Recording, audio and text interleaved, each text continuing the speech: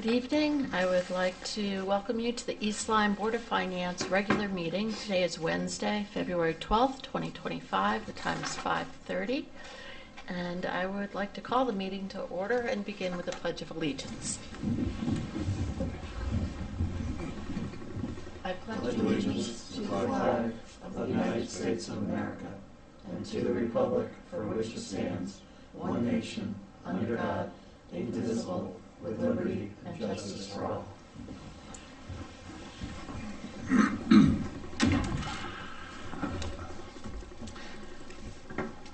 Next item on the agenda is the approval of minutes from January 15th.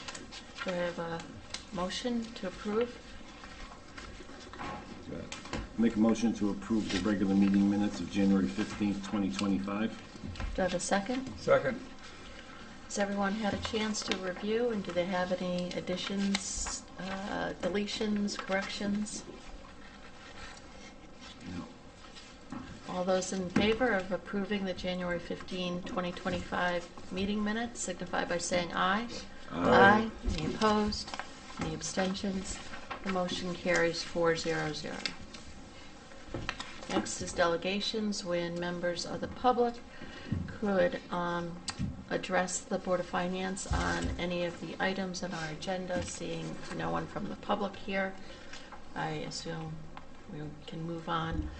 I would like to make a motion to amend the reports section of the agenda to insert a report from the assessor, Diana Vitigliano.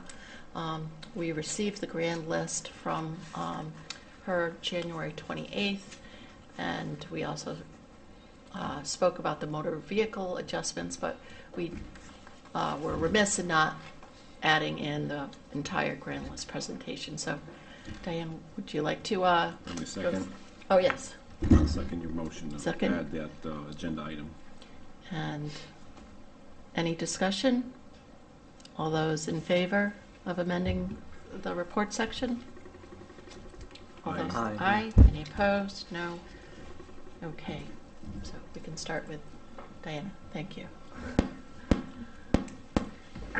Diane Vitagliano, assessor. Good evening. So last time I came before you, I did have a presentation about the new changes in legislation. So we did see that come into play for this grand list year. However, I'm happy to report that it's positive. It's a positive number. It's not a negative number, our grand list. A number of communities did have a negative number. So I did want to stress that. Although I did have to go out a couple of decimal places to show that it was a positive. It is a positive number. So the total grand list is $2,15,968,464. That's the total. And if you look in your packet, it gives a comparison of the prior years. So real estate was 0.69% over the prior year. So there was some growth there in the real estate. The motor vehicles, as we were anticipating, was down significantly. It wasn't down to the degree that I feared, but it was down a significant amount, 11.57%. And the personal property was increased 8.37% over the prior year. So the difference, it was a positive $816,549 higher, which leads to a 0.029% increase. But it was positive. Um, And if you look at the next sheet, there was a little typo, and I fear it was a Freudian slip, because the grand list did not increase by 8 million, as this extra digit at the end may suggest, but only 815,000. But when I saw that in there, I just had to chuckle to myself, because I wanted it to be up $8 million and not $815,000. Can you just point exactly on which page or, On this page, okay. at the very bottom. 816, increase or decrease? Oh, okay. Yep. So that zero should have been deleted. Oh, there. The actual Oh, I- number is on the page before. It's, the difference is Yep. 800 Yeah. and 16,000. But I did kind of Yeah. chuckle when I saw that, because I did kind of think that it was wishful thinking on my subconscious. So we did have those two new laws that we had to deal with this year that had the significant impact. So at the time that I wrote this grand list summary, the new veterans legislation, I said, had an impact of 4,770,000 assessed. But we've had several more veterans come in, and it's now 5 million assessed, which, it's a significant amount. They have not corrected the language in the bill yet, and they're working on that now, but they're also talking about adding land. So that 5 million assessed that came off of our grand list was just the 100% veterans with their dwelling only. So when they go in to fix the language of this bill, they are discussing adding the land. And I'm really hoping that the state can help the towns out.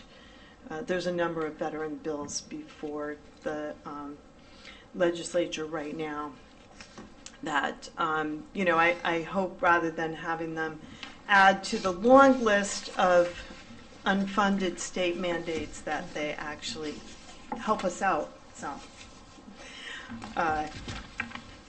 But in spite of that, our grand list was up. Our real estate grand list was up 0.69%. There were several new construction projects that helped with that. One was the one on North Bridebrook, the apartments over there on North Bridebrook Road. We also had the new condos on Boston Post Road, that small development.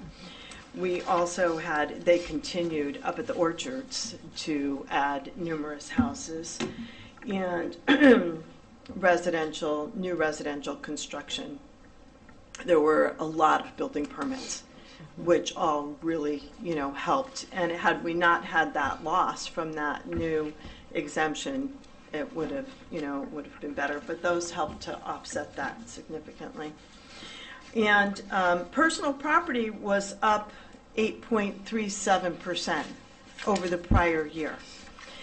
And as I had mentioned when I was here last time, I don't get upset sitting in the traffic as I'm waiting to go by the construction along 95. I say, yay, yay, and I look at all those cranes because that really helped to increase our personal property grand list.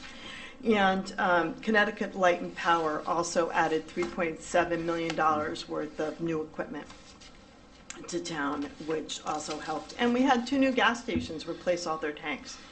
So we also had the car wash come on. So we had a number of new things as well. And, we did have the motor vehicle, which was down 11.57%.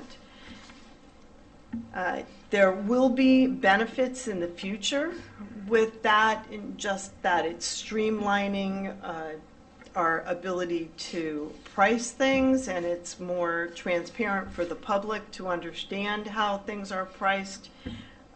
But, you know, it was a pretty big hit.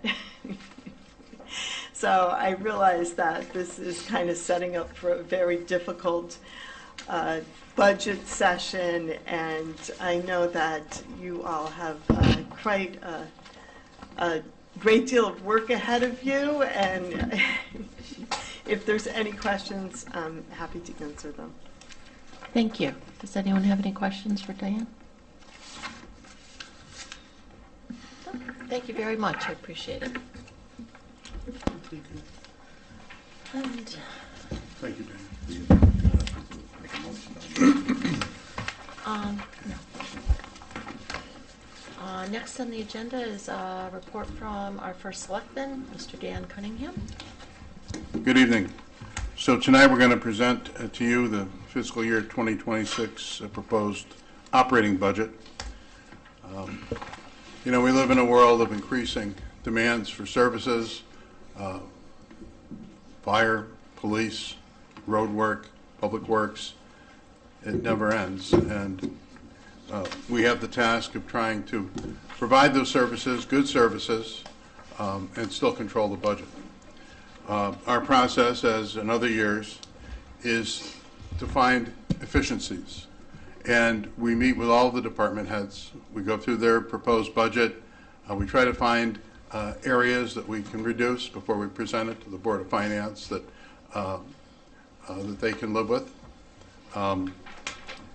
It's not always pleasant for them because they're trying to do their job and provide what they need, but we have our job to do too, and that's try to limit the exposure to the taxpayers. In other years, at least in the past year, we talked about needs over wants as being a theme. It was the theme last budget, and it is this budget season as well. We've resisted the urge and the pressure from some of the departments and commissions to expand parks and other infrastructure that would be nice to have, but we simply can't do it and maintain the responsibility to the taxpayers. One of the ways that we're controlling those efficiencies is through strategic planning. And as some of you know, we have the Capital Improvement Plan Strategic Planning Committee, and that was very helpful. We went on field trips to see some of the buildings and infrastructure, so we can really get an understanding when there are requests for new items and new trucks and buildings. What do they really need? And it gives you a much better idea when you're going through the capital improvement plan. This year, I was able to, well, it was time, it was overdue. I renegotiated the firefighters' contract, and we achieved what I believe was a fair and advantageous contract to both sides. We were able to go to this new 24/48 schedule that the firefighters wanted, and they made concessions to us that were helpful to us, comp time and other areas that allowed us both to get what we needed so we could move forward and really move into the modern age with the fire service. The 24/48 schedule allows us to attract firefighters from other municipalities that are on a similar schedule, where they work 24 hours and then they have 2 days off, 3 days off, depending whether they have the 24/42 or 24/72 hour schedule, which some municipalities have achieved. We're not there yet. Also, I renegotiated the agreement with the East Lyme Ambulance Fund, and again, I think it was advantageous to the town. They are now really independent of the town. They hire their own EMTs to drive and staff their ambulances, and our firefighters can focus on fighting fires and being in the station and doing what their chief responsibility is. So those are some of the overarching themes, And I will let Kevin begin to explain the numbers as it played out as we move forward. And these numbers are before the Board of Selectmen has. Yes, gone they through, haven't, so- they haven't deliberated yet. They've seen some of the presentations, but they haven't started their own deliberations yet. So there will be adjustments, I presume, from the Board of Selectmen And before, then- before you get it. And then we would get it. Then in you would March. get it. Yep, that's right. So our plan, we, on the town's website, we do have our plan. I believe we're presenting the budget to the Board of Finance March 13th, I believe it is. The second Tuesday, the second Wednesday in March.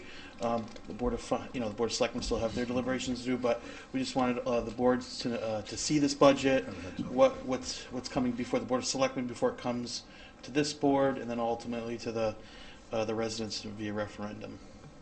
All right, so oh, sorry. Nope, just saying, thank you, Dan, and then we'll move on. Okay, here, you're welcome. too. All right.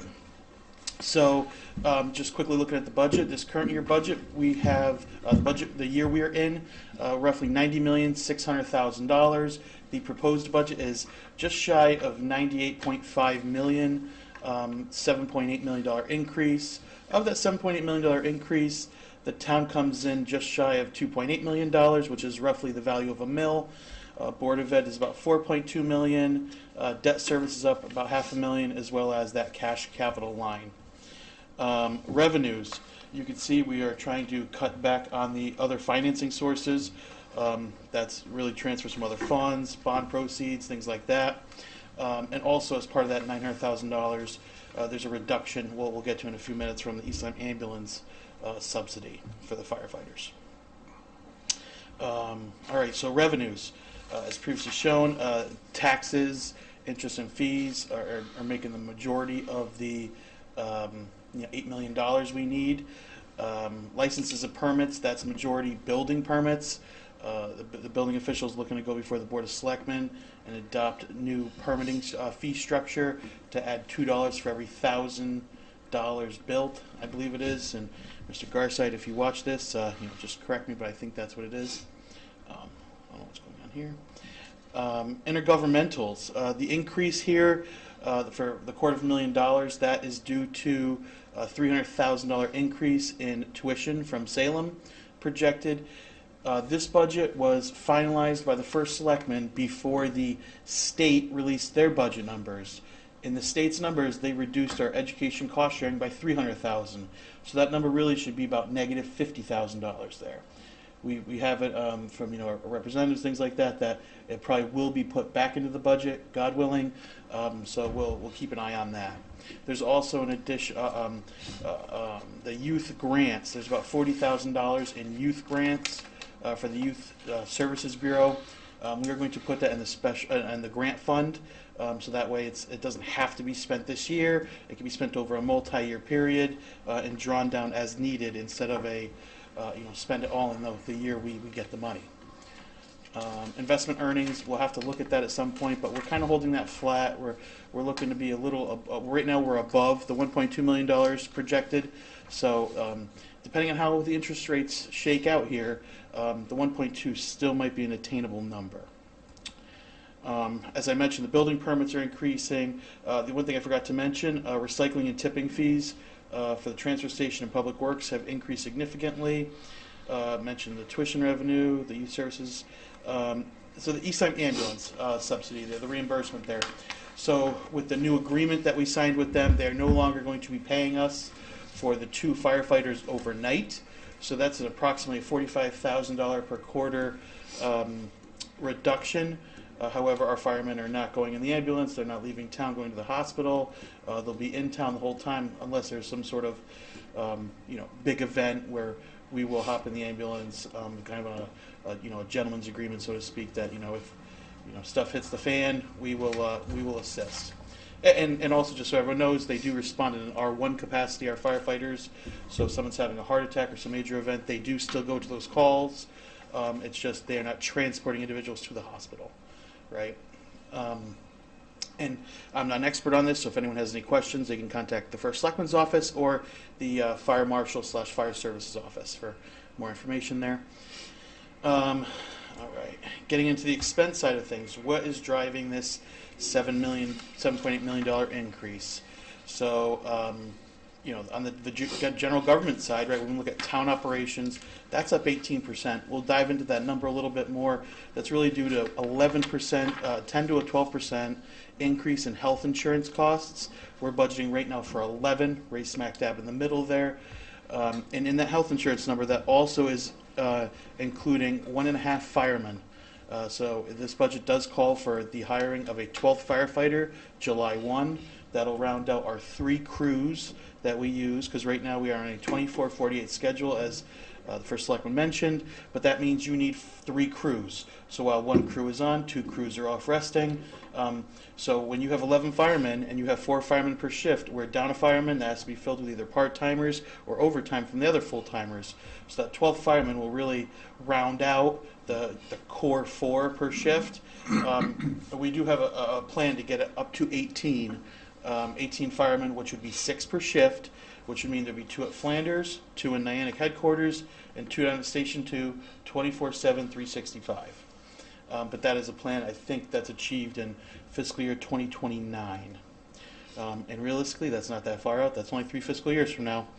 We're rapidly approaching that. So what's driving the operating increases on the town side? Increased electrical costs, that's up roughly 30%. Now, we have talked with some people from Hartford. That is supposed to end in April. So that could be a possible $100,000 savings, but until they rescind that, I think we should budget for it just in case they continue that. So the budget we are presenting to you has this kind of increased cost baked into it. If it's reduced, we can cut that line. Like I mentioned, health insurance, we're budgeting at 11. Our broker, Brown & Brown, suggested 10 to 12%, and that was coming from the state partnership plan. So we'll see. Maybe we could realize some savings there. The other big number here that jumps out at everybody, the pension contribution. Last year we budgeted for, I think it was $500,000 or $600,000. It came woefully more than that. This current projection was between 1 and 1.1 million, so we budgeted on the higher side of that. And then some other, mentioned the firefighters, inflationary pressures that everyone knows about. But the other big one in this budget that you're going to see a theme of is the software costs throughout the various departments. My department, for example, the finance department, we're implementing ADP. That's a $55,000 a year software, but it should create some streamline efficiencies, and we will see some cost savings here in the near future. Axon body cams. When we originally signed up for Axon, we signed a 3-year starter agreement, or however you want to phrase that. It more than we go through the IT budget, it more than doubled. It went from in the 30s to upwards of $80,000. Adobe PDF, Microsoft Office Suite. These are not going up 2-3%. They're going up 10, 15, 20% per year. And that's really what's driving the IT budget. We'll see in a little bit here. So what departments are really driving this budget? Well, these these 11 departments in front of me make up $2.714 million of the $2.77 million increase. These departments make up 98% of the increase across all the budgets, right? So these are the departments where we've really been talking with these departments and trying to get to the bone here and get to a good number, a better number. Okay, so I know some people are visual learners. What does this look like in a graph? 40% of the town operating budget increase is due to general government and benefits. When we say general government, that is the health insurance line, that is the pension line, the retirement line, legal services, workers' comp, liability, auto, property insurance. Everything that doesn't fit in a department's budget that the town needs to just run, that's where it comes from. That's really the driver of the budget. A few of the other drivers, the East Lyme Fire Service with the additional 1.5 firemen to bring us up to 12.5 full-time equivalents. And then the other one is police. While this budget does not have any additional police officers, we're talking with Chief Masick. What is happening is in last year's budget and the prior couple budgets, it hasn't appeared we've ever budgeted for holiday pay for the police officers. Police officers are a little different than some of the other departments. They're similar with fire, which we now budget for holiday pay. But police officers are required to work holidays, right? But they get paid, it's just they get straight time for the holiday for working it, and they bank, all the police officers have a bank of holiday time. They can either use it throughout the year, like almost like vacation time, or get paid out for it, okay? As you'd expect, most of these police officers would rather get paid out for it, to the tune of $140,000 a year. Okay, and I know the question was asked at the Board of Select meeting, where did this money get paid from in the past? A lot of times this was paid from the health insurance account if there was leftover money. Sometimes it was paid from the retirement liability account if there was leftover money. It was really whatever account was under budget for that year, it looked like. So going forward, this just cleans it up, puts it in the police department budget. So that 11%, 140,000, that's more than the two new police officers would have been, but this just properly budgets and accounts for the expenses of these police officers. Does that make sense for everybody? If I may just, for a moment, so, one of the other themes, I think of my administration and Kevin's good work, is we're finding problems, and we're uncovering problems, and we're trying to solve them, so in the future, we won't have these surprises.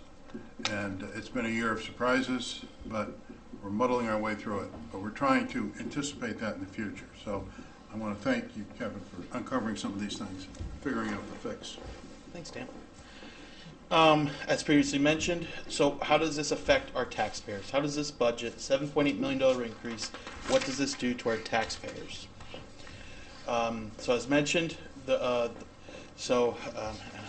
that Diane's left, I can say this. When I plugged in the new numbers for the value of a mill on this top line here, it didn't even change it one bit. And when I say bip, 1 basis point, I was hoping it would shave off, something. So this budget coming in is 2.92 mil increase. Okay, one thing we can look at, and we should look at is we'll talk about it in a little bit. But this collection rate here of 98.2%, I think this might be the year we can squeeze this a little. So we'll talk about that in the section with the collections from the tax office here. But that might be something, we can kind of leverage, ramp that up a little bit and try to reduce the mill rate. But we can talk about that a little bit. So what does this budget, the $7.8 million increase, have on a mom and pop taxpayer? If your house is worth $500,000, your assessed value is $350,000. This year, you paid $9,200 in taxes. Next year, it is proposed you will pay $10,245 in taxes, roughly $85 a month increase, or $20 a week.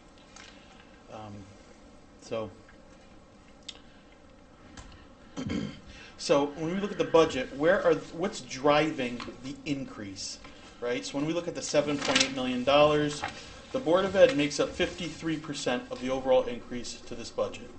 Debt service makes up 6%, cash capital makes up 6%, town operations makes up 35%.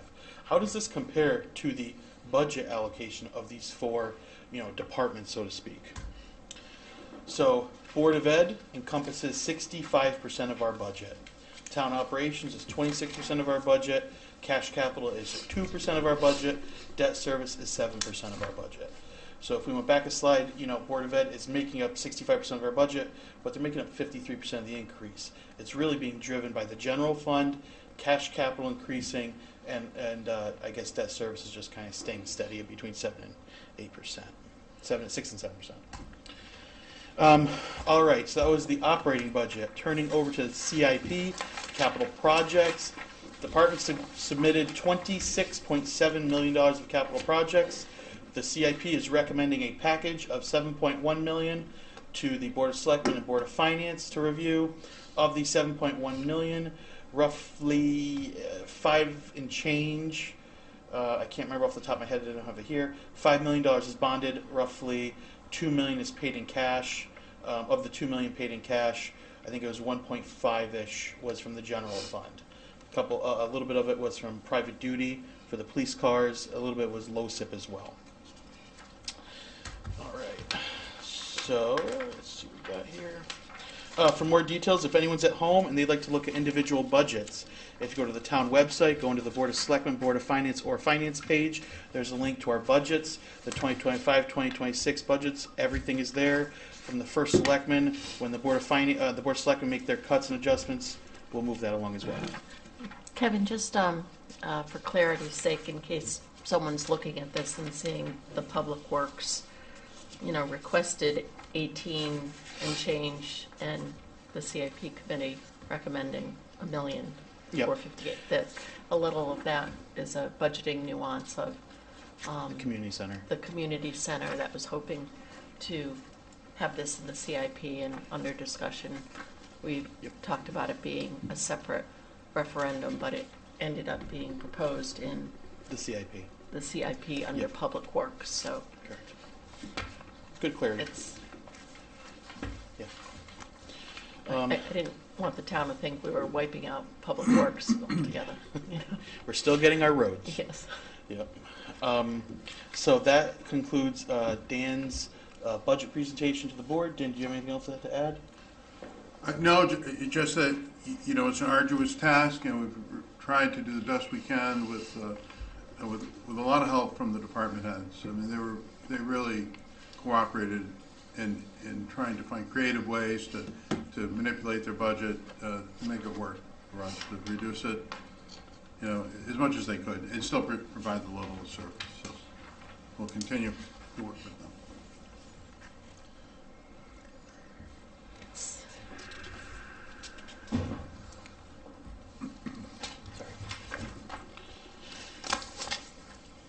All right. All right. Well, We so can move on, we good to go? unless anyone has any questions on what we've been presented with so far. No, I don't really think it's premature Yep. at this Yep. point. All right. So I will go through my little presentation here for you. So there's two things I want to let the board know. In March, we're going to, right now we have our bond counsel and our bond advisor working on two projects that really can't wait for the upcoming budget year. One of them being the town ADA compliance from the Department of Justice. So the Department of Justice mandated, Dan, what's the word you want to use? Edict? It was a consent Consent decree. Consent order. Consent, okay. So we have to get this building ADA compliant. We had a complaint. So we have until October 2025 to renovate this building up to ADA compliance. So we're in the next month, we'll put forward bond resolutions for $500,000 for this building. And the other one we have to talk about in a little bit is the aquatic center, right? So I have an email here from Chris Lund. And so what happened was once they started going on the roof, they had a structural engineer there. They looked at the project. They had a mechanical engineer. Well, as they started, it was originally approved for $1 million, and they thought really it was just replacing the roof of this building. It became much more than that when the structural engineer said, it needs to be a little more robust here. You have to do a little more work. So that comes with a price tag. I have, I thought I had it. I can share it with you guys after the email from Chris Lund that just kind of explains the breakdown and how the cost just increased on this, snowballed on this project from $1 million. So of that $1 million project, we're going to use $900,000 that's left over, already approved from the East Lyme Community Center, and then $500,000 of funding to be determined. But the Board of Ed, we just have to dig through some of the capital projects accounts. Some of those middle school and elementary school projects might have some funding left in those funds that we can transfer to fund this project. So I just want to preliminarily let you guys know that these are coming down the pike, so you weren't surprised next month. So that'll be at the board of the first meeting, Board of Selectmen in March, and then it'll come to you the second week in March. Other things to discuss: the tax collector's report for the month of January. Very good news there. I guess we already touched upon the capital improvement committee. Upstream union contracts have started. Update on the pension taxation issue. Update on the fiscal 23 audit, and then everyone's favorite fund balance projection. I did not get you the balance sheet yet, Paul. I'm sorry, but that'll be our next topic here. Tax collector's report. Everyone should have a handout of current year and prior year tax collections. you'll notice we are up 80 basis points year over year in collections. So this is why I mentioned earlier, maybe this is the year to kind of look at the collection rate that we use in our budget of 98.2%. Some other communities I know are using 98.8, and some even use low 99s. So maybe this is the year we can kind of crank that up to reduce the mill rate impact. So I just wanted to give a shout out to the tax collector's office for doing a great job. I don't know how people leave the tax office smiling like they do. I mean, the other day someone delivered an edible arrangement to the tax office.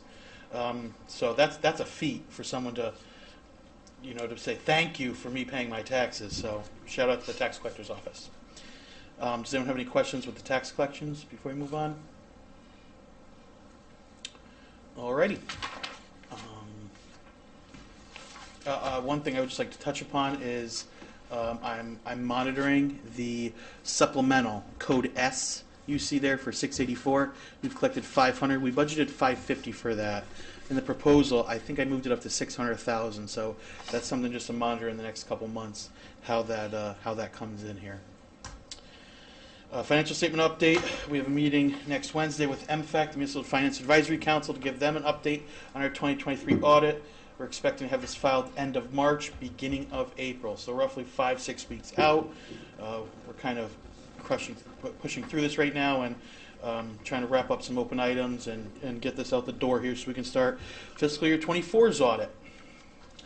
So it's just a matter of catching some steam under us and getting some of these audits out the door here. Capital Improvement Committee, as mentioned before, we have one more meeting we're anticipating.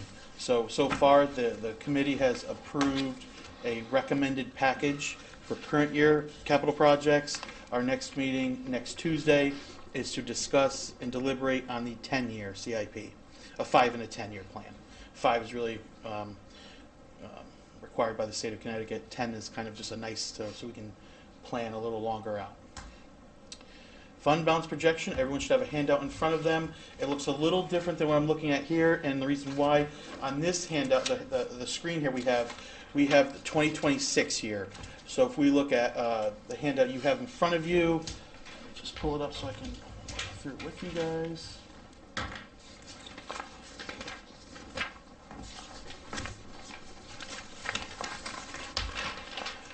Numbers should be the same.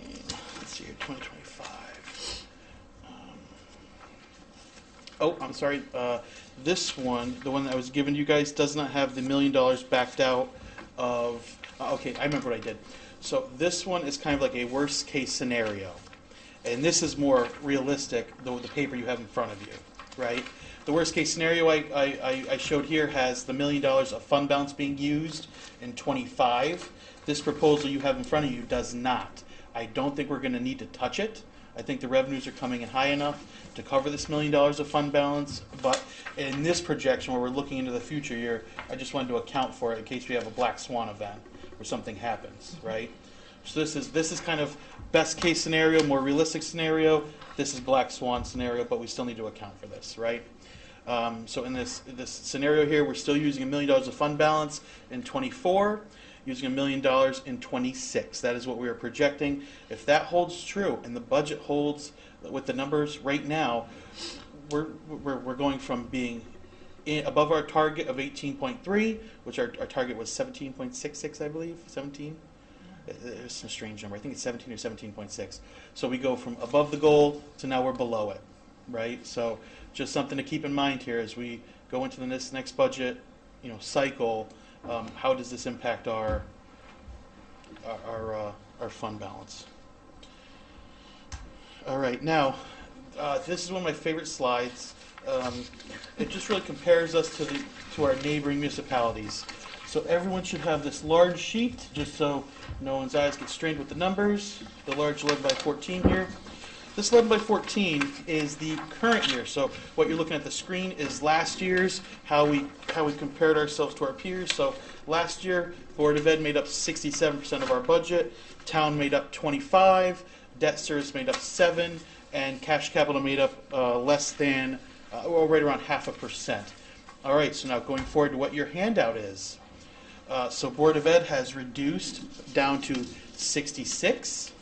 You know what I'll do? I'll leave the prior year so you guys can just compare back and forth. So education has reduced from that 67 down to 66 and a quarter. The town operations has increased a quarter from 25 to 25.25, just almost 25.3. Debt service is increasing, going to 7.5. You're going to see that increase even further next year when we bond another $5 million, right? And then cash capital, we went from a little more than a half to 1%. How does this compare to our peers? So when you look at these municipalities next to us, the average, these towns are spending under 60% on Board of Ed, just under 60% Board of Ed. Town operations are spending 31%. Debt service is at 6%.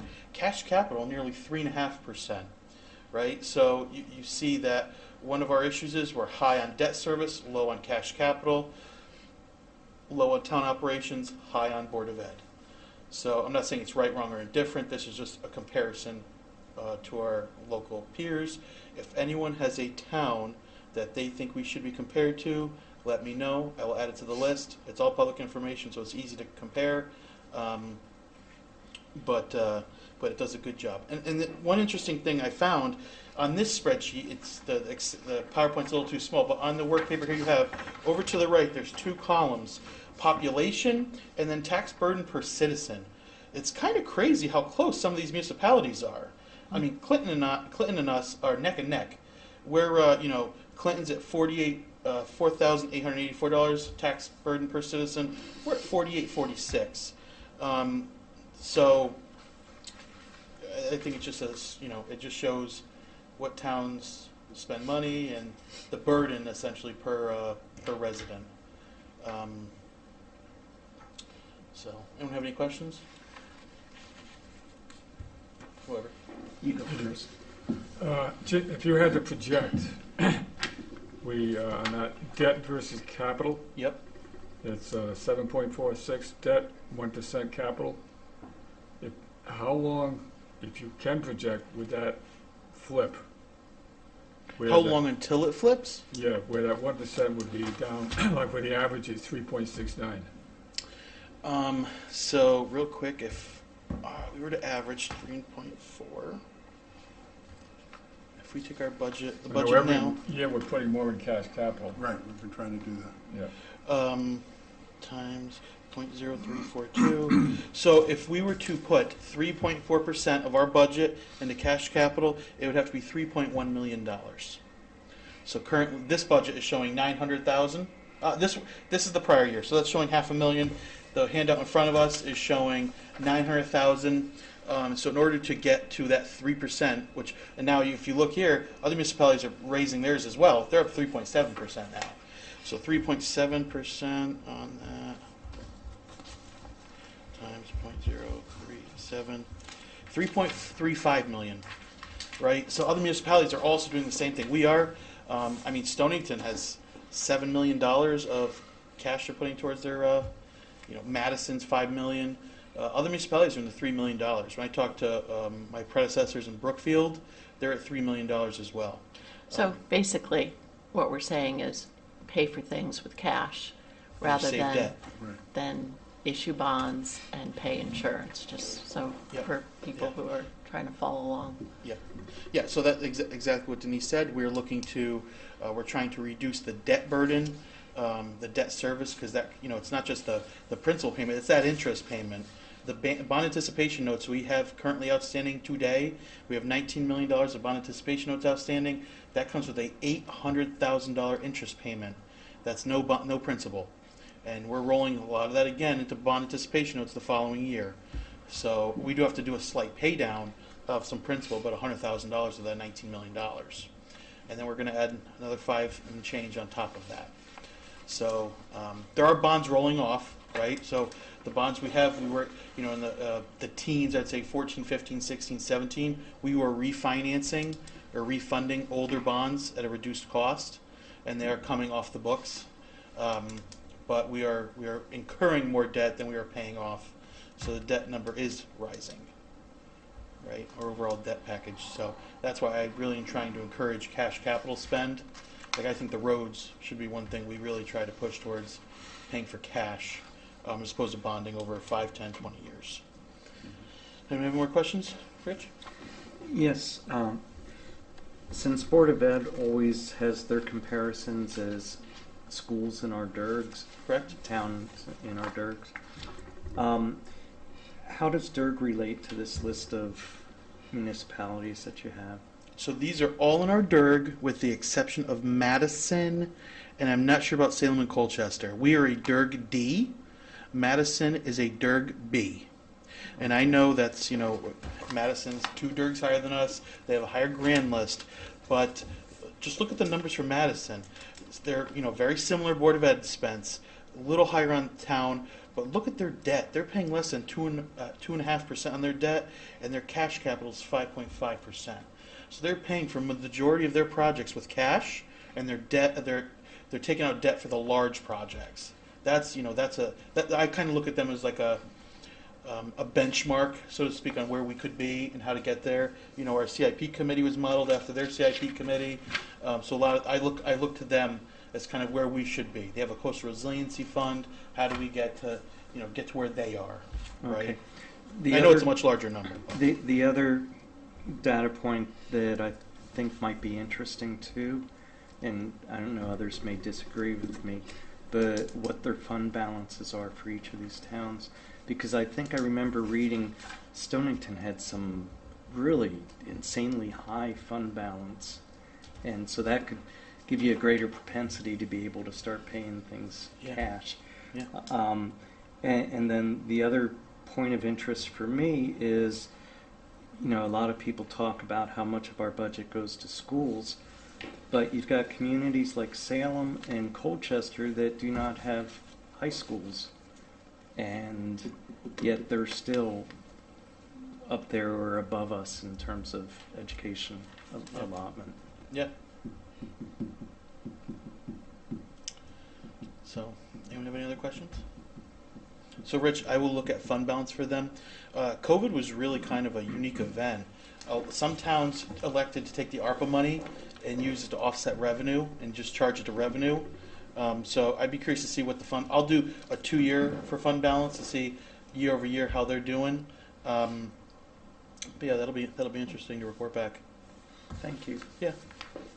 Is there any other? So when we're looking at this list, is there any town that anyone can think of that they'd like to see us kind of on this list that we don't have here? The only I was thinking of Montville, just because they're our northern neighbors, but I thought it was kind of a good list. But like I said, anyone who wants to email me, anyone at home wants to see, this is all on the website under Board of Finance materials. All these documents I'm sharing tonight are now on the town's website. What about Old Lyme, given Old Lyme? that they're so close to us and similar? So do you want me to do all our? So the only one we wouldn't do is Montville. You want me to just do Montville too, just so we can see? Because it's up north. If it's easy. Okay. Yeah. And Old Lyme's kind of a little bit more complex, that their school district is a consolidated The school regional. district. Yeah. So they probably make a payment into the regional. That's essentially, so Salem, a large portion of their budget, was 65% is schools, but a big portion of their school budget is to pay us tuition, right? They pay us almost $3 million. So of their $11 million school budget, $3 million comes to us. So, Kevin, in terms of the capital amount, this wasn't the first year that we shifted over to trying to get more cash than bond. Do you have any data as to how we're progressing? We're at 1% in this, and what we were at the last couple of years? So I think we've been roughly 500,000 for 2 years in a row. Last budget we were up to 900. This current budget we're proposing 1.35. Ideally, I'd like to see it over 2 million. I think that would be a good number to start. If it was $2 million, 800,000 or 850 right off the top of the roads. So now you're talking 1.3, 1.4 million, or 1.2 million for everything else in town. Every couple of years you need a fire truck. So I think really once we get the cash reserves, so once we increase cash capital, we can start putting money aside in the CNR, the capital non-recurring, the cash capital fund. to get a couple $100,000 aside for a fire truck every year, put some money aside for these projects. So when a $1 million fire truck's needed or whatever, we have a couple $100,000 set aside. Maybe we fund the rest of it with bonds, or we just pay for it in the current year with cash, right? So by increasing our cash capital, it gives us a little more flexibility on these capital projects. Right. And so it's a new policy and initiative that we really started focusing on last budget cycle. And Kevin was pushing for it, and it made a lot of sense to me, and thankfully the board went along with it, the town went along with it. And every year that we keep advancing that policy, it gets ever so much, it's a small amount, but it gets easier. Mm-hmm. And eventually we'll get to where we need to be, so we're not under this kind of pressure. Thank you. And then just so on everyone's radar, we funded a coastal resiliency fund. We have to actually draft an ordinance, get that out the door. Same with OPEB trust. I think we have $500 or $7,500. It's under 10 grand for an OPEB to establish an OPEB trust. And then if we could just continue to fund that in some degree, because that is a multi-million-dollar liability we have that's not funded. And the number has been reduced, been dropping as some of our retirees, pass away and things like that. But we've been paying as we go. We pay as we go. I'd like to say it's a $3 million liability unfunded right now, but that's in totality. Every year, essentially, what we're doing is these individuals under this OPEB, we just pay it through that health insurance account. So, just something to think about. And as previously mentioned, on everyone's radar, that town hall ADA compliance, as well as the aquatic center roof for next meeting. Any questions? There was a lot going on there. Yeah, just a couple questions back on the audit. About 23, are we waiting on them, or are they still waiting on us for stuff? So we've had, the last 2 weeks, we have 2-hour calls with them every day. Mm-hmm. At first, it was just, I know this sounds crazy, but we spent a good 2 weeks trying just to tie out the trial balances for the ending balance 2022, beginning balance 2023, and so most accounting systems, like if you're at home and you have a QuickBooks account, QuickBooks system, you have your balance sheets, you have your P&L, your revenues and expenses. Well, we have these control accounts where the revenues and expense roll up into, but on top of that we have these accounts receivable control accounts, and so Yeah, I understand control accounts. Our auditors and I were on different wavelengths with these, so they were putting them into the balance sheet, and it wasn't balancing. And so that took about a week and a half to get that going. So right now we're just going through open items. So right now it's a question of some ARPA selections, some grant funds. So we're tying up loose ends at the moment. So once we get this done, I imagine end of February-ish we'll have most of the request list done, and then it takes about 30 days for them to turn around through their technical review team. So it's really just the next week or so getting the rest of these open items out the door, and then turning it over to them to get the audit through their technical review. Because Bloom Shapiro got bought out by CLA now, Yeah, and that goes through a yeah. national review, and that Yeah. takes 30 days. I understand the process. Yeah. I mean, I got an audit out Yep. 3 months after a fiscal year ending, so it's kind of, So for perspective, the town hasn't had an audit on time in 15 years. I understand that. Yeah. I'm the one that brought that up. Yeah, yep, That was my first question when I Yeah. sat on this board. 'Cause Yeah. I don't understand why it's, like I said, I get my audit out in 3 months, and here it's, every year Yeah. it takes longer and longer, and Yep. it's just numbers, it's accounting, it's not rocket science, so I don't know why it, I understand it's a municipal audit too, but yeah. I've done it for companies with, 4 times the revenue of this place too, and there's just as much activity, so it's just hard for me to understand it. But anyway, then the other question is, do we have to do something for the 2025 audit? Do we have to get somebody under contract yet, or We do, put we're a gonna have to proposal RFP. out? Yep, And that's on the, radar. it's on the radar, okay.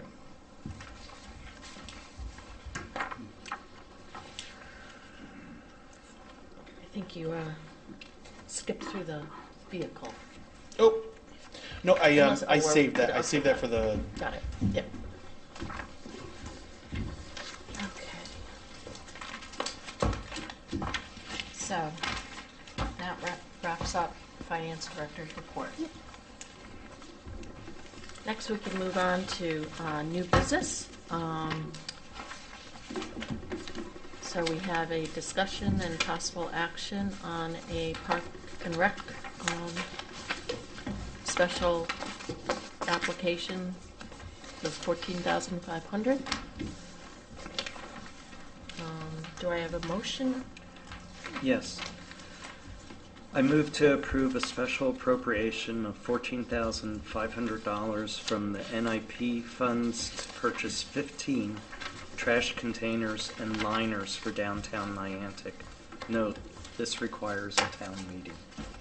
I'll second. The motion has been made and seconded. Are you going to address it at all? Sure. So Park and Rec is working with Natick Main Street to use our NIPS funds, those small little bottles with alcohol in them, to purchase, how many trash receptacles? 15. So 15 trash receptacles on Main Street. The current design for those receptacles is so the water can kind of not go in the bags, so they're not heavy. It kind of beads off the top of the container. It's all going to be matching. So I know Jerry Locken's been working with Sue Kumro down on Niantic Main Street for these garbage cans for the better part of a year now. So, We still have to do a town meeting on this one too. We can't get around the, yeah. because it's a Got to grant. pay for those garbage bags inside the trash can. So it's an ongoing expense. That's it. And it doesn't matter if it's $1 or 15 cents. And I guess there's some discussion at the state legislature of outlawing NIPS altogether. That's a bummer. Is that right? That's what I've heard. Yeah, I hadn't heard that yet. Yeah. It's amazing how many of those little bottles get purchased. And Yeah. I was shocked. When you start figuring doing the math, yeah, it's an Yeah. eye-opener. We have to get past the package store lobby, which I hear is very difficult. So They're pretty probably, strong. probably not going to happen. Well, at 10 cents a nip, we get $25,000 to $26,000 a year. So what is that? 250,000 nips. That's a lot of nips bought in town. That's all in town. So But think about the plastic, yeah. it's- Well, and this is why we can only use it for certain things, and Yeah. a lot of it is Yeah, around it trash. can't be recycled either. It's Yeah. another- One thing it's about probably- these new, Probably a good thing for the public works if they had. these new trash cans receptacles, though, they, because they have the cover on them, they don't collect water, and it's much easier for the public works guys to, there'll be a plastic bag inside that they can easily remove. So, yeah, it does reduce labor a little bit, so that's every step in the right direction is good. So the motion has been made and seconded. Any further discussion? All those in favor of the motion signify by saying aye. Aye. Any opposed? Any abstentions? Motion carries 400. On to new business B, discussion and possible action. Do I have a motion? I'll make the motion. Move to approve a special appropriation for the Public Works Department of $38,230.63 from the NIP funds for cleaning town catch basins. Note, this will require a town meeting. Second the motion. Motion has been made and seconded.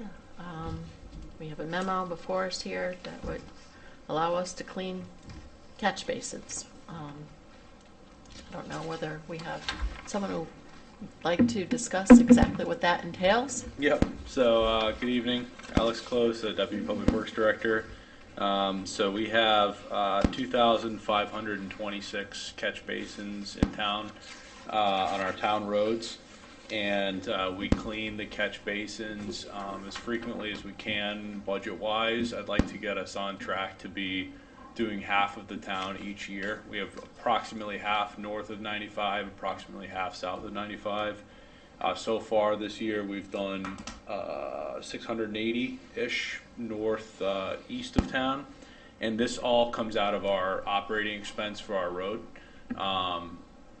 And because the NIP money is, very selective in what it can be used for, well, the NIPs, when they don't end up in the trash, they end up on the side of the road, which, believe me, they do. It's pretty astonishing, and they end up in the catch basins here. So one of the things we can use this money for is cleaning these catch basins. We use the Central Region COGS low bid, which is currently $29 per catch basin, which is a very reasonable price to do this work. So if we can put this amount, the remaining of the funds that's not going towards the garbage cans, if we can put that towards cleaning out the catch basins, then that's more money in our operating road accounts that we can put towards other necessary road work that, this money, because it's limited in scope and what it can be used for, we just thought that's a good use of the funds to kind of help us be able to go a little further with our road money this year. So that's basically what we're looking to do. So besides the nip bottles ending up in the catch basins, what are the other items that end up creating more work for the town that if you... Sure. Well, trash is like one of those, so most of the stuff that's in the catch basins is sediment that's being bonded with different pollutants from the cars and things like that. That's, I don't want to say it's always going to happen, but that's kind of the natural product of having paved roads and vehicles. And so that's a lot of the stuff that's set in these sumps. So the catch basins go down pretty deep in the ground, and they have the drainage pipes leaving them. Well, there's a space between the lowest pipe and the bottom of the basin, and that's where this debris, settles over time, and that's what's getting cleaned out. Whereas that debris is expected. That's why we do our street sweeping program to try to get it before it ends up in the basins. But inevitably, some of this stuff is going to end up, especially bonding to some of these suspended solids and getting into the basin. Trash is one of those easy things where it's like if people aren't littering and the trash is going in the garbage where it's supposed to go to, then it's going to stay out of the basins. Unfortunately, what's happening a lot of times is this trash is ending up along the side of the road. So we would hope to only be pulling out sand and sediment, out of these basins, but we're pulling all kinds of nasty stuff out of there, unfortunately. So, but the basins are doing what they're supposed to do, which is keeping it in there and not in the waterways. So that's what those sumps are for, and that's why we have to keep up regularly with the maintenance so they don't get full and then discharge out into the waterways. Thank you, Alex. Does anyone have any questions? Yes, I have one. Mm-hmm. Kind of following on Paul's point for the trash cans that have the lids that don't collect the water, but the renewable cost of getting the bags for those. Does this really require a town meeting? Because what ongoing expenses that would impact the budget? We're taking it out, so we're this is essentially subsidizing the general fund to some degree. So the fact that we're already doing one in a town meeting, for legality purposes, we just put the other one in the town meeting too. Oh, okay. Because it is saving money in the budget, right? But next year we're going to have to incur that cost because this fund's drained, Oh, okay. right? So next year we'll get another 13 grand, but if we're not going to be able to spend the 38, and so it just, if we're already doing the town meeting for one item, put the other one in there too. Oh, okay. So it can be a twofer. Yeah, it's going to be the same time, same meeting. Yep. Okay, thank you. Okay, so Yeah, my only comment is, $29 a basin, I don't know who does that. It must cost you more than just to take the cover off. Well, these are, what are you saying? Is it, that's a good price or Yeah, is it not? It's yeah. reasonable. Yeah, it's reasonable. The COG helps us out a lot with, they go out to bid the Central Region COG, and every municipality can tap into that. So they've got some good stuff for roadway operations, line striping we get off of there, the catch basin cleaning, some of the more day-to-day stuff that we rely on contractors to do. Yeah, they seem to always do a good job with those bids. So. okay, so the motion's made and seconded. All those in favor signify by saying aye. Aye. Any opposed? Any abstentions? The motion carries 4-0-0. Great, thank you. Thank you, Alex. Thanks, Al.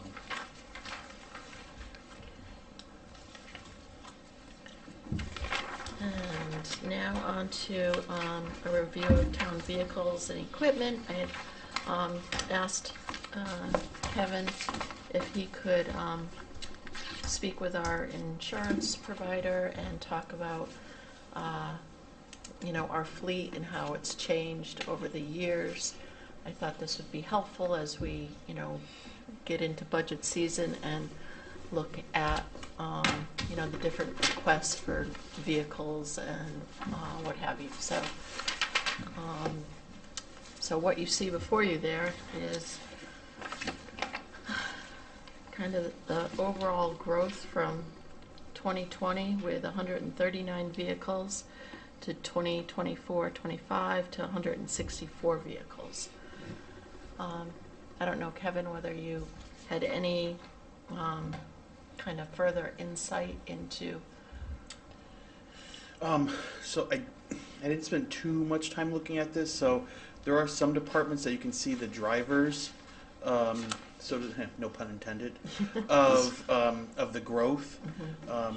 If we look at just kind of starting balance and ending balances for some of these departments, the police department started at 27 vehicles, and in the 5-year span, we're up to 35.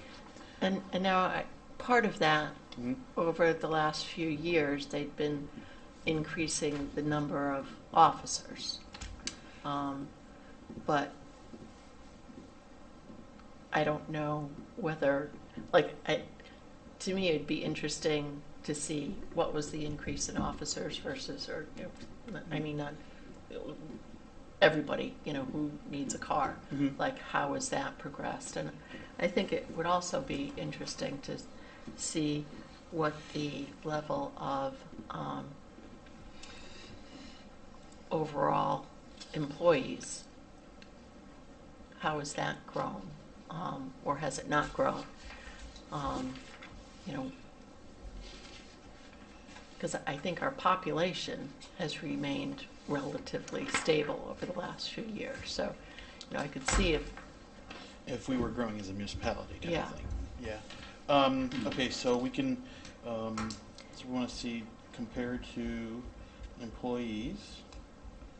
Your employees by department broken down, so we can kind of see where it's being driven. yeah. Okay. I just, it's not just having the vehicle, it's insuring the vehicle, it's repairing the vehicle, it's putting gas in the vehicle. And I just feel like this gives us some background because through the CIP committee, we've had A lot of vehicles. a lot of vehicles requested. So, Okay, so we'll compare this to employees by department. And what was the second piece? There's two pieces to it. You had Population. population. and population of towns. Versus number of town employees. So, the population of the town in general? Yeah. Yeah, okay. Okay. Water and sewer separate, or are they included with the public works vehicles? Water pollution. The second one from the bottom there. Okay, Um, but that's that'll That's be separately funded funded, through yeah, their, on their ratepayers. budget. Yep. But they're still on our. So I just took our schedule from Kerma, our insurance company, Just and then just dumped it into a allocate pivot it table. to that. But, I don't know what the unassigned vehicle is. But next meeting, someone's getting a home for that. Yeah. We'll see where that ends up. But we see public works going from 38 5 years ago to 49. That's Yeah, it's pretty significant. I mean, that's an 11 vehicle increase. The police department's 8 vehicle increase. So right there, I mean, what is that? Those are 19 drivers. vehicles. You had 19 plus the 138, and that gets you almost all the way there. Yeah. So Okay, so are all the town vehicles on the leasing program, or are some These are straight all- purchases? so the town has stopped leasing vehicles. So I mean, we're still paying off some leases, but these are all owned by us, with the exception of maybe like 1 or 2 that we're still paying off. Oh, okay. Yeah. Police vehicles are leased, right? So they pay through the private duty fund. Everything else is either bonded or paid in cash, Oh, okay. right? I don't know if this is harebrained at all, but with the number of town vehicles that we have, I don't know if it's feasible at all to look to whether some could be actually the employee's own vehicle and pay them mileage versus having a town vehicle. I don't know how that I'll hashes get, out. so I'll get somebody Because from the rate's up Kerma to about that. 0.7 for The mileage reimbursement. Yeah. I just remember in Brookfield there was a push to get employees to do that, but the one thing is they have to increase their insurance to meet certain thresholds. So I think the state minimum is like 10 and 25, I believe. It's not very much, but Kerma mandates, I think it's either $1 million umbrella or 100, 300. It's a much substantial insurance package. But I can find that out for you. I'm just trying to think. And we which do way have but some, lose. we do have some employees that are using their own car Right. for town work. There is an issue, though, even with that. You know, we live in a world now of people really being fearful of scammers and people approaching the door and you know, stopping along the street and doing something. It really helps to have, you know, a car that's easily recognizable as a town car, with a logo on the side and identifying the department that they work for. And I think that's a factor that shouldn't be overlooked. It is a consideration. You know, you show up in your own car, and who's this guy, you know, driving around my neighborhood? So that's an issue. And one of the discussions that we've been having in the CIP committee was if, you know, rather than everyone being assigned their own car, is there a way to come up with a pool that they're signing up for? Because, you know, they're not on the road all the time. So, and I mean, that's something that's, I think, a viable consideration. And to the extent that we can, you know, figure out a way to make that work, I think that's a great idea. Got to work out the kinks. yeah. So, and then real quick, I know some people are, you know, like to see visuals. This is just a graph, each department and the, you know, year increase of the number of vehicles. So, but we'll report back in March with a comparison for employees by the departments as well as the population, and we'll see what that looks like. And just out of the, under Public Works, Yep. those are just true, like, trucks and whatever. It doesn't include, This like, didn't include equipment, so I don't think this includes like Anything backhoes with a and plate. skid steers, and I think this is what just did you say? Anything with a with the plate. plate. Yeah, So Registered, plates. Yep. registered vehicles, probably. Yep. All right, well, thank you. And on to old business, the pension plan, with an update on the taxation issue, and also just, I know, Rich, you had asked about having regular reports from the pension, so the pension board will be meeting tomorrow, and we meet on a regular quarterly schedule. So what I had suggested to Kevin was that in the month after the pension board meets, we could include like a regular pension board update. Okay, thank you. That's Yep. great. And Rich, I could also, every month we get it's called a flash report from our fiduciary advisors regarding the pension, and it kind of explains the performance and the position of the pension fund. So when I send that out to the pensioners, the pension board, I'll send it out to the Board of Finance as well, so you guys have it. It's Okay. also, they're all uploaded on our town website under the pension board. All those quarterly reports are up there for anyone at home as well. As a little way of cheating on this, Yeah. can you color code your numbers that if it's green, it's looking better that month, or if it's red, it's looking worse? They provide like a 50-page Oh. report, and they dice this thing up every way you could dice up this report. So Could you if- give us a high-level summary instead of the whole I would report? try. They but, actually, there's a summary in it too. Oh, so, okay. yeah. but if anyone's curious, if anyone has time tomorrow, the 3 o'clock meeting of the pension board, if you want to learn about our pension board, It's probably about a 2-hour meeting, but the first 30 minutes, our advisors walk through this pension step by step every time, as if they're explaining it to, my grandmother. So they do a great job explaining. So just throwing that out there. It's public. Okay, thanks. Oh, so update on the taxation issue. Working with our actuary, David Woodmansey at USI, and our pension attorney, Virginia McGarity at Robinson & Cole, we think we've come up with a resolution for the 13 individuals, the retired firefighters and police officers that are currently in the pension plan. At the Board of Selectmen meeting last week, I think it was, we had a letter written by our actuary, reviewed by our pension attorney, that explained the process using the simplified method of calculating pension payments based on IRS guidelines. We handed that to the retirees and the audience. The one issue left, two issues. One, we're restating the 1099s for 2024. U.S. Bank didn't get to our updated numbers in time for the processing of the 1099s, so the 13 individuals are getting restated 1099s. So that'll be, once that's resolved with the restated 1099s, those 13 individuals going forward will have their non-taxable and their taxable amounts appropriately separated, and they'll be fine going forward. What we have left is 4 individuals that are in an annuity with either the Hartford or Empower or Mass Mutual, or a variety of the 3. They've been retired I think 2015. Some have passed away, so now we're dealing with their widows. But these numbers go back to 2005, 2003, some of them in some cases.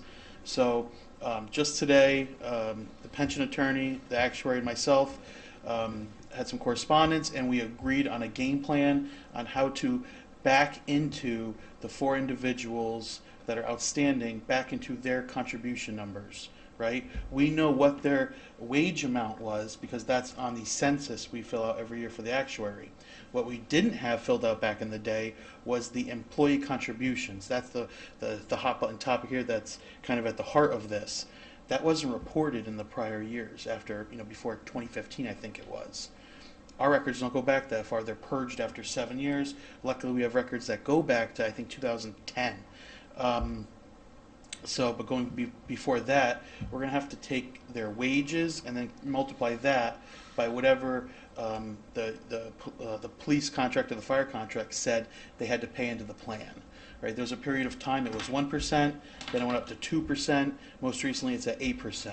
So we have to go backwards, do this calculate with interest, right, and then go to to Empower, the Hartford, and Mass Mutual, and have at least 2024's 1099s restated for these 4 individuals, right, and then fixing it going forward for them.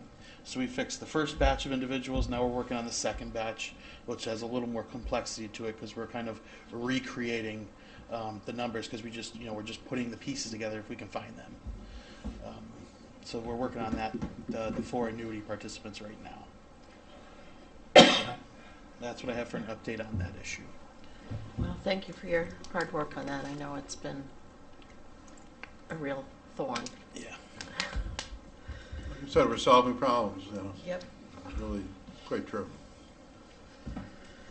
And then subcommittee report, the CIP working group committee. I chair the committee, so basically we had our meeting last week where we went through every single request and kind of went around to everybody and said, do you agree to this, or do you think we should reduce it, move it out, do whatever.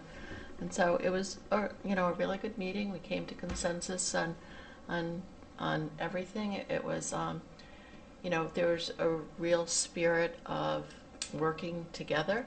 We had an instance where one department was looking for something and the Board of Ed says, oh, we've got an extra, we can give it to you. So that type of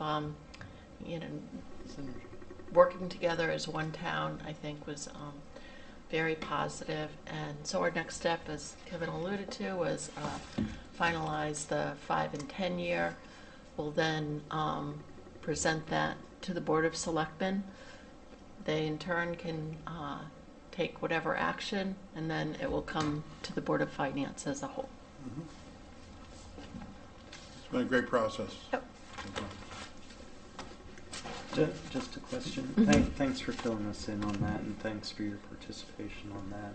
It means a lot. Yep. And John was on it too, along with. Thank you, John. I'm just wondering, I don't know if I heard correctly or not, but that big drop in the CIP capital, it sounded like the community center So was getting put off. So, no, it's not a question of putting it off. What it really is saying, should this get buried in the CIP and just part of the whole budget process, or given the fact that it is a large number, and it's about a building that houses the library, the senior center, the youth center, it really has an impact across the whole town. So would it not be better to be a separate referendum that the okay. town votes on? Okay, perfect. Yeah, I think Chris from the Board of Ed pointed that out, and we're like, oh yeah, that makes so much sense, so. Makes good sense. Okay, that's good to hear. Yeah. So my hearing was sort of on, but sort of Yeah. off, and because I was just up at Colchester Senior Center for a meeting Tuesday, and it's an incredible facility. Mhm. So I think it could be something that, as we look for plans, maybe it'd be one site to visit to see Mhm. what theirs looks like and what they have to offer there. Yeah, they had done a study. It had a couple of different permutations and costs. We did the tour of the building, and there's definitely room for improvement. But I think it really is worthy of a town vote. Sounds good. Thank you. Any other questions? No. Public discussion. We have no public here. Next on the agenda, board comments. Does anyone have anything for the board? Thank you. I really appreciate the intensity and the energy that you guys have looked for problems and looked for solutions. And I appreciate the heads up that you give us that even though the budget's in flux at this point because it hasn't gone to the Board of Selectmen, but that it at least gives us a vision as to what it might look like and will help with our deliberations as we go forward. So hats off to you. Thank you. Well, thank you. I may set the tone a little bit, but the person that really digs in and figures all this stuff out is Kevin, and without him, we've been a pretty good team, I think, but I really appreciate his insight, his deep insight into the workings of the budget. That's what has allowed us to make some progress. And I think the Board of Ed met last night on their budget. I haven't heard anything about it yet, so we'll see how that panned out. And And the software conversion is probably not helping either. I know that can be a bear, so, I don't know if the sorry, kicked in. I don't know. Just real quick, the Board of Ed did give me their most recent quarter, and they're projecting to be $50,000 under budget. So I just wanted to put that on the record. well, every penny counts. Sure does. I know. I think they were going to adjust their proposed budget to match the 11% health insurance, so that number was going to tick up a little. Made sense, the year before, you had the Board of Ed and the town budgeting different proposed increases, and it just, we think it makes more sense for us to have that number be consistent. Okay, so anything else? Do I have a motion to adjourn? So moved. Second. All those in favor? Aye. Opposed? No? Motion, meeting is adjourned. Thank you, everybody. Thank you. Thanks.